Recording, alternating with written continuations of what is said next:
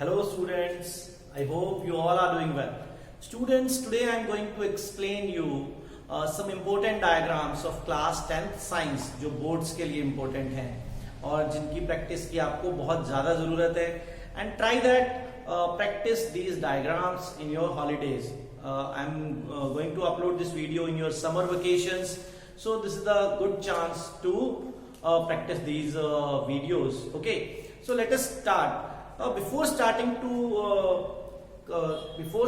give the list, I want to explain you few points which are important in boards. Okay, first of all, बहुत से बच्चों को ये doubt होता है कि जो ड्रॉ करने हैं डायग्राम्स बोर्ड्स में वो हमें किससे ड्रॉ करने हैं, क्या हम उसमें कलर्स यूज कर सकते हैं या वेरियस पेन्स का यूज करें, क्या यूज करें हम उसमें. सो स्टूडेंट्स, बात ऐसे है कि जो डायग्राम हमें ड्रॉ करने हैं we can use only pencil. Okay, हमें पेंसिल ही यूज करनी है. वहां पर ये आपकी वाइजनेस है कि अगर आप किसी पार्ट को या किसी सेक्शन को, डायग्राम के किसी सेक्शन को डिफर दिखाना चाहते हो then use the shades of your pencil. कि कहीं पर आप पेंसिल से डार्क कर सकते हैं, कहीं पे लाइट शो कर सकते हैं. अदरवाइज जो आप डायग्राम्स ड्रॉ करते हैं उसमें जो सेक्शनिंग का तरीका होता है उससे भी आप डिफरेंस क्रिएट कर सकते हैं. सेक्शनिंग का तरीका मैं इसलिए आपको बता रहा हूं कि सेक्शनिंग का मीनिंग होता है कि जो पार्ट आप डिफर दिखाना चाहते हो उसमें लाइनिंग करना, उसमें डॉट्स लगाना, उसमें राउंड्स लगाना, ठीक है, इस तरीके से, या डैश डैश कर सकते हैं. इस तरीके से हम अलग अलग चीजें कर सकते हैं. नंबर 1. सेकेंड थिंग, एक डायग्राम बनाने के लिए कितना टाइम मिलता है. So student, according to the basic calculations, आपको चाहे कितना भी टफ डायग्राम हो, हार्डली 2 मिनट्स में, 2 या 3 मिनट्स मैक्सिमम आपको डायग्राम बनाना आना चाहिए. In maximum 3 minutes. लोएस्ट आपकी प्रैक्टिस है, जितना आप अच्छा कर सकते हैं उतना ज्यादा से ज्यादा कीजिए. One more important point is that try to learn the labelling of diagram. Students, मैं आपको बताना चाहता हूँ पास्ट एग्जाम्स का जो एक्सपीरियंस है उसमें बहुत से डायग्राम ऐसे आते हैं जिनमें स्टूडेंट को ओनली लेबलिंग करनी होती है, डायग्राम ड्रॉ करने की जरूरत नहीं पड़ती है. So try to learn the labels. Label का मीनिंग होता है कि जो डायग्राम है उसके वेरियस पार्ट्स के नेम्स को लर्न करना. ओके स्टूडेंट्स, चलिए स्टार्ट करते हैं लिस्ट ऑफ इंपोर्टेंट डायग्राम्स. और एक और बात ध्यान रखिए, जो सबसे ज्यादा जो डायग्राम्स हैं, नंबर ऑफ डायग्राम्स हैं, वो बायोलॉजी के अंदर है. आपके फिजिक्स और केमिस्ट्री में डायग्राम्स हैं लेकिन वो विद अकॉर्डिंग टू एक्टिविटी है, तो वो मैंने यहाँ पे लिस्ट नहीं किए हैं जो एक्टिविटीज के डायग्राम है. उसके अलावा जो इंपोर्टेंट डायग्राम है मैं वो आपको बता रहा हूं और उनमें किस डायग्राम को आपको किस तरीके से करना है ये भी आपको बताऊंगा. जैसे देखिए, ये चैप्टर है लाइफ प्रोसेस. अब इसमें जैसे क्रॉस सेक्शन ऑफ लीफ है, या open and close stomatal pore है, या human alimentary canal, breakdown of glucose and excretory system. In 5 diagram जो लाइफ प्रोसेस के अंदर इंपोर्टेंट डायग्राम है, इनमें जो एक्सक्रीटरी सिस्टम का डायग्राम है ये बहुत बहुत इंपॉर्टेंट है. ये मैं आपको on the previous year papers जो बोर्ड के हैं उसके अकॉर्डिंग बता रहा हूं, ये मेरा पर्सनल ओपिनियन नहीं है. Okay, according to previous years papers, पिछले 5 से 10 साल के अगर आप पेपर उठा के देखोगे, ऑलमोस्ट हर एक पेपर के अंदर आपको एक्सक्रीटरी सिस्टम का डायग्राम जरूर मिल जाएगा. या तो वो डायग्राम आपको ड्रॉ करना होगा या उस डायग्राम को आपको लेबल करना होगा. तो इसको जरूर अच्छे से लर्न कीजिए. बाकी के जो डायग्राम है, ब्रेकडाउन ऑफ ग्लूकोज एक बार आ चुका है लास्ट ईयर एग्जाम में, एंड ह्यूमन एलिमेंट्री कैनाल जो है ये बहुत ही टफ डायग्राम है. सो अगर आप इसको इजी करके बना सकते हैं तो बनाने की प्रैक्टिस कीजिए. अगर आपको लगता है कि आप नहीं बना सकते हैं तो इसका कुछ पार्ट जो आप बेसिक 1 लाइन अगर ड्रॉ कर सकते हैं तो कुछ उस तरीके से इसको लर्न कर लीजिए. अदरवाइज जो बच्चे डायग्राम में जिनका हाथ बहुत तंग है, जो बिल्कुल डायग्राम बना ही नहीं सकते हैं, वो इस डायग्राम की लेबलिंग को जरूर लर्न करें. ये बहुत बहुत इंपॉर्टेंट है. बाकी जो 2 डायग्राम है बहुत ही सिंपल है, open and close stomatal pore. ये एज सच हो सकता है कि ये जो 2 डायग्राम्स हैं इनमें से कोई डायरेक्ट डायग्राम नहीं पूछे, लेकिन समटाइम हमें आंसर के साथ सपोर्ट के लिए उसका एक डायग्राम ड्रॉ करना पड़ता है. तो वहां पर आपको ये डायग्राम्स अपने आंसर को एनरिच करने में हेल्प करेंगे. अबाउट दो student who want 100 out of 100, उनके लिए बहुत जरूरी है कि वो हर छोटे से छोटे डायग्राम की प्रैक्टिस जरूर करें.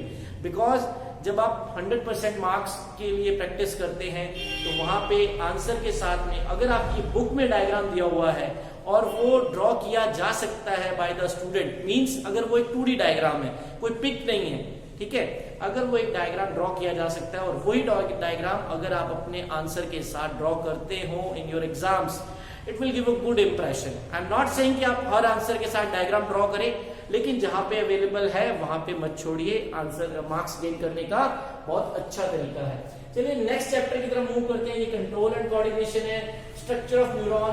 न्यूरॉन के बारे में अगर आपसे एक्सप्लेनेशन मांगा जाता है तो डायग्राम जरूर बनाइए। न्यूरॉन का डायग्राम आप 7th क्लास से ड्रॉ कर रहे हो। ओके, नेक्स्ट ह्यूमन ब्रेन, बहुत इजी डायग्राम है, अगर आप प्रैक्टिस करके देखेंगे इसकी लेबलिंग और इसके पार्ट्स की जो प्लेसिंग है उस पर बहुत ध्यान दीजिएगा, important, one of the important diagram in this chapter, that is human brain. Next chapter जो आता है that is how do organism reproduce. Okay, how do organism reproduce, most important chapter in your entire biology. आप जिन लोगों को passing marks के भी अगर problem है, कुछ बच्चे होते हैं जो उतना अच्छा परफॉर्म नहीं कर पा रहे हैं, जिनको बायोलॉजी समझ अगर नहीं आ रही है, this is the most important chapter, ये बात याद रखिएगा। ओके, चलिए इस चैप्टर में देखते हैं कौन से इंपोर्टेंट डायग्राम्स हैं। इसमें देखिए various modes of asexual reproduction है। मैंने यहाँ पे ओनली रिप्रोडक्शन लिखा, अब इसमें यहाँ पे एसेक्सुअल रिप्रोडक्शन लिख लीजिएगा students. Okay, here is asexual, various modes of asexual reproduction. ये जो है ये बड़े छोटे छोटे से डायग्राम है, कुछ ज्यादा टफ नहीं है, ये भी आप अपने आंसर को इनरिच करने की प्रैक्टिस करने के लिए आपको इनको भी प्रिपेयर करना पड़ेगा। चलिए चलते हैं इस चैप्टर के जो मोस्ट इंपोर्टेंट डायग्राम है। ये जो डायग्राम है जो 9 नंबर पे मैंने लिखा है, germination of pollen on stigma. Maximum time आज तक आप 10 ईयर का अगर पेपर उठा के देखोगे तो 6 to 8 टाइम्स ये डायग्राम पेपर में आया हुआ है।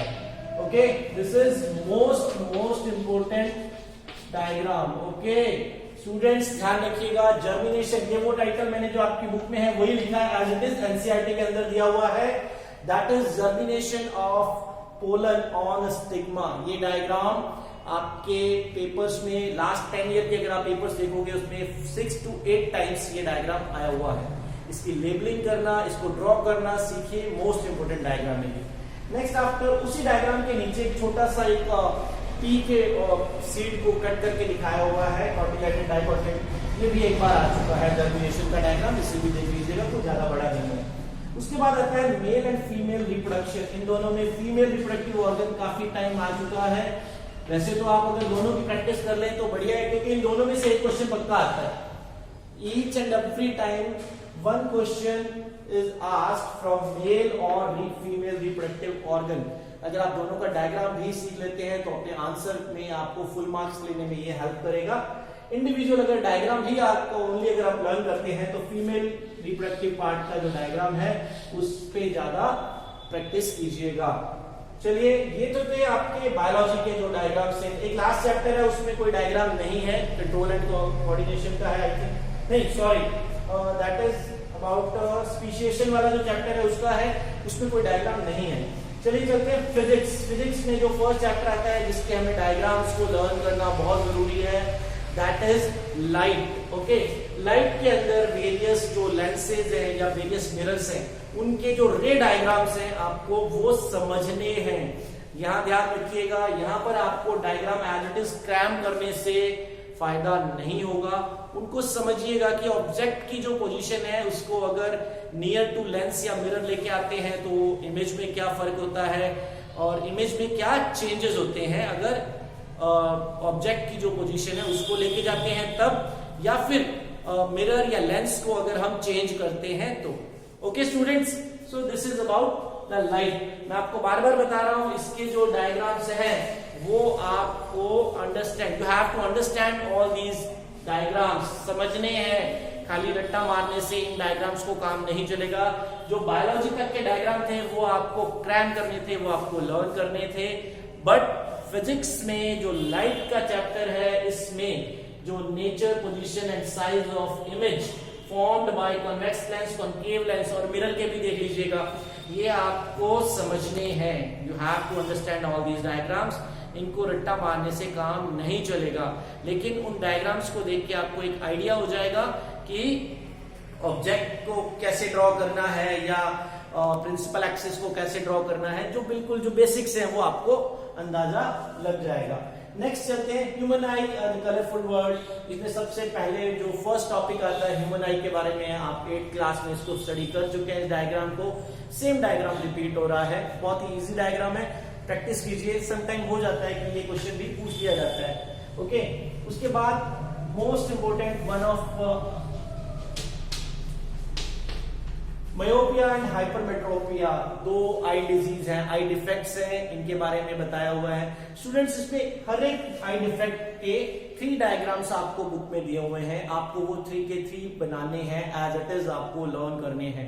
बिकॉज अगर आपको ये डायग्राम डायरेक्ट नहीं भी दिया जाएगा तो इनसे रिलेटेड कोई ना कोई न्यूमेरिकल प्रॉब्लम दिया जाता है, तो वहां भी आपको ये डायग्राम बनाना पड़ सकता है।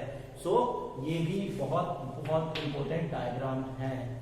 नेक्स्ट चलते हैं, नेक्स्ट है मैग्नेटिक इफेक्ट। इसमें इलेक्ट्रिक मोटर और जनरेटर है, इनके आपको लाइन डायग्राम बनाने की जरूरत पड़ेगी।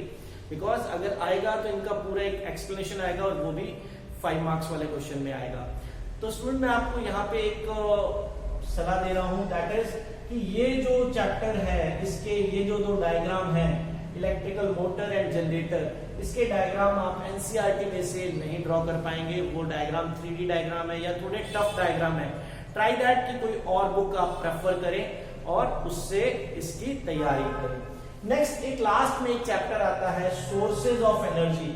उसमें हाइड्रोइलेक्ट्रिक पावर प्लांट और बायोगैस पावर प्लांट, ये दोनों बहुत इंपॉर्टेंट है, इनके डायग्राम्स भी जरूर कीजिएगा और थ्योरेटिकल भी इनकी वर्किंग के बारे में या इनकी कंस्ट्रक्शन के बारे में स्टडी कीजिएगा। एक अच्छा पॉइंट है ये। स्टूडेंट एक और मैं यहाँ पे आपको बताना चाहूंगा, that is about in circulatory system. कहीं मिस हो गया है यहाँ पर। सर्कुलेटरी सिस्टम में जब हम बात करते हैं तो ह्यूमन हार्ट की बात आती है। ये जो डायग्राम है ह्यूमन हार्ट का, ये आप एनसीईआरटी से अवॉइड कीजिएगा, कोशिश कीजिएगा। अगर आपके पास एस चांद की बुक है तो उसमें ये जो डायग्राम है ये बहुत ही इजी वे में ड्रॉ किया हुआ है। Student don't try those kind of diagrams जो ट्रेडिशनल बुक्स में नहीं है। I mean some students are doing कि उन्होंने नेट से एक डायग्राम ड्रॉ किया, लिया और उसको ड्रॉ कर दिया। होता क्या है, जब एग्जामिनर जो आपकी आंसर शीट को चेक करेंगे, अगर उन्होंने वो डायग्राम नहीं देखा हुआ, बिकॉज मैक्सिमम जो टीचर्स होते हैं वो किस डायग्राम को प्रेफर करते हैं, जो ट्रेडिशनल बुक्स में जो डायग्राम दिया होता है। ओके, तो अगर आपका बनाया हुआ डायग्राम जो है वो ट्रेडिशनल बुक्स में नहीं है तो हो सकता है कि